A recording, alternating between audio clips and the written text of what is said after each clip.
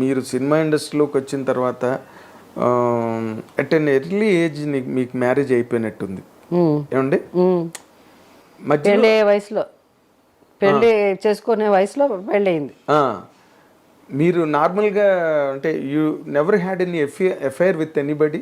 అది I don't think you should ask me. I'm a senior citizen now. You can't ask me. Please. Take back the question. Still you are a darling to millions of audience. Millions. Audience తెలీదు. నాగేంద్ర నాకు 40 ఏళ్ళ నుంచి తెలుసు, అందుకని ఇలాంటి questions అడుగుతున్నారు. మీరు ఏమనుకోకండి, ఇదేంటి ఒక యాంకర్ వచ్చి అడిగేస్తున్నారు ఇలా అని. చిన్నపిల్లలు అయితే నేను డెఫినెట్గా చీవాట్లు పెట్టేదని. ఆయన నాకంటే వయసులో చాలా పెద్ద కూడా. రికార్డ్ అయిపోయింది, ఇది ఉంచాలి, ఎడిట్ చేయరు. నేను మీకన్నా పెద్ద కాదండి బాబు, చచ్చిపోతాను ఊరికే అలా వాళ్ళకి. నేను ఎందుకన్నాను ఈ మాట అడిగాను తెలుసా? నేను I wanted to drive to another question. ఆ రోజుల్లో మీరు కమల్ హాసన్ గారు మ్యారేజ్ చేసుకుంటారు ఎక్కడ అనుకునేవారు, మీరిద్దరు స్టేజెస్ మీద సాంగ్స్ పాడేవాళ్ళం. దానివల్ల మీరే నాకు చాలా అవసరమా అంటే జస్ట్ టు రికలెక్ట్ దోస్. నేను I don't want to recollect. మీ ఇద్దరు స్టేజ్ మీద పాడేవారా? పాడేవాడు, అది అడగండి సార్. మేము పాడేవాళ్ళం, ఇద్దరం పాడేవాళ్ళం. బట్ ఆయన basically is a good singer. Okay, మీరు బాగా పాడతారు కదా. నేను బట్ ఎందుకు పాట వచ్చేది ఆయన పక్కన నుంచి పాడేటప్పుడు. అంతేనా? ఆయన మన ఎవరు, మన సురేష్ వెంపటి, ఇది మన Satyam garu, Madhavapeddi music, Madhavapeddi Suresh. Exactly. Suresh I think uses to play కీబోర్డో ఏదో అనుకుంటా.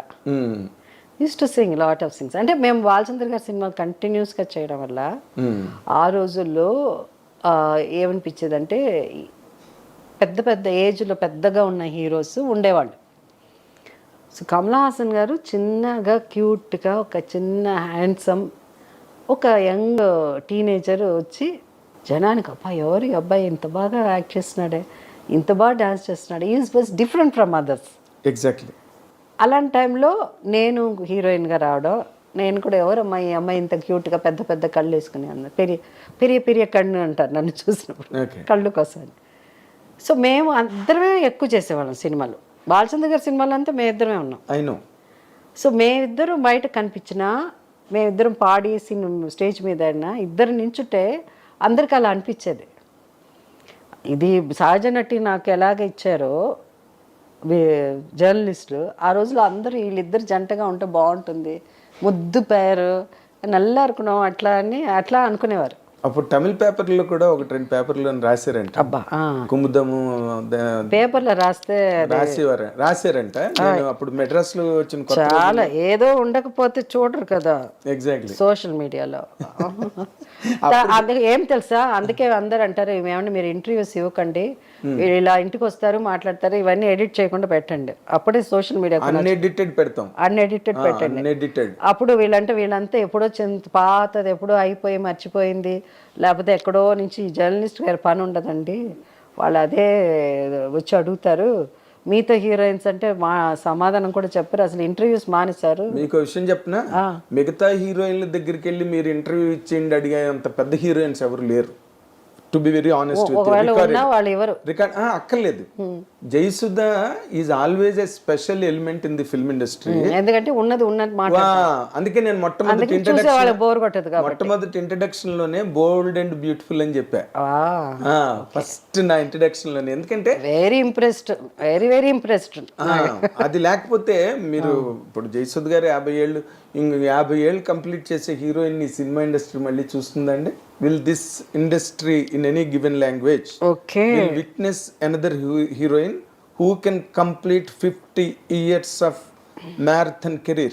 I am honored. Thank you. But still అయినా వేరే ఇలా తిరకాసు క్వశ్చన్ అంతా అడిగితే సమాధానం చెప్పండి. ఇందులో తిరకాసు ఏం లేదు. మీరు కమల్ హాసన్తో పాటలు పాడడం నిజం, పాటలు పాడడం నిజం, యాక్ట్ చేయడం నిజం.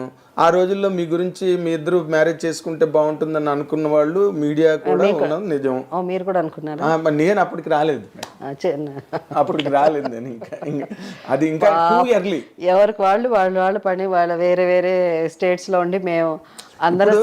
ఇప్పుడు విజయ నిర్మల్ గారును కృష్ణ గారు మ్యారేజ్ చేసుకోవాలని మొట్టమొదటి చెప్పింది రాజబాబు గారేనంట. మీ ఇద్దరు మ్యారేజ్ చేసుకుంటే చాలా బాగుంటుందని అంటే విజయనిర్మల్ గారి చివట్లు కూడా పెట్టారంట రాజ్బాబుని. But that is the thing, same thing happened in the same temple. దేనిలోనైతే వాళ్ళు షూట్ చేశారో, ఏ రోజైతే రాజ్బాబు గారు అన్నారో అదే టెంపుల్లో మ్యారేజ్ అయిందంట కృష్ణ గారికి Vijay. There are certain precedents ఉన్నాయి అక్కడ అని నేను అడగడానికి కూడా కారణం. తర్వాత రోజుల్లో మీరు ఈ లైఫ్ని హ్యాండిల్ చేసే ఈ ప్రాసెస్లో what is the toughest thing that you faced అండి? I don't face any toughest thing, and everything God is there.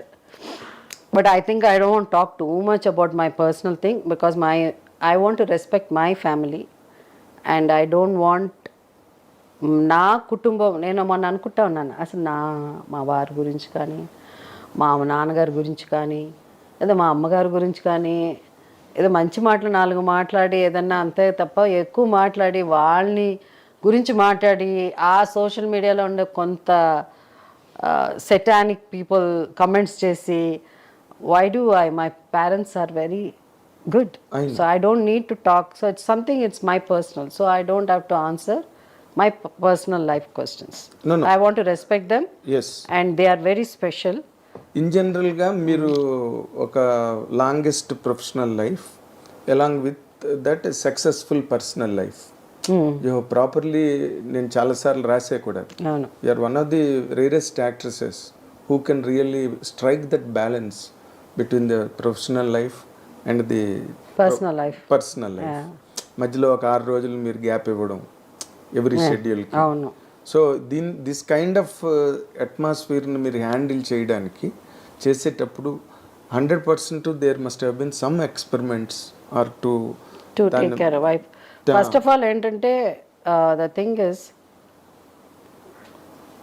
Balance చేయడం అన్నది, because I was so busy. నేను ఎక్కువ సినిమాలు ఈ పాటికి లేకపోతే నేను అంత ప్రొఫెషనల్గా ఉండి అన్ని సినిమాలు యాక్ట్ చేయాలి అనుకుంటే నేను ఇప్పుడు మీరు 350 ఏదో దాటింది అన్నారు. నాకు ఇప్పుడు నాకు సరిగ్గా తెలియదు, కానీ I would have done more than that 2 times, maybe 600 movies I would have done.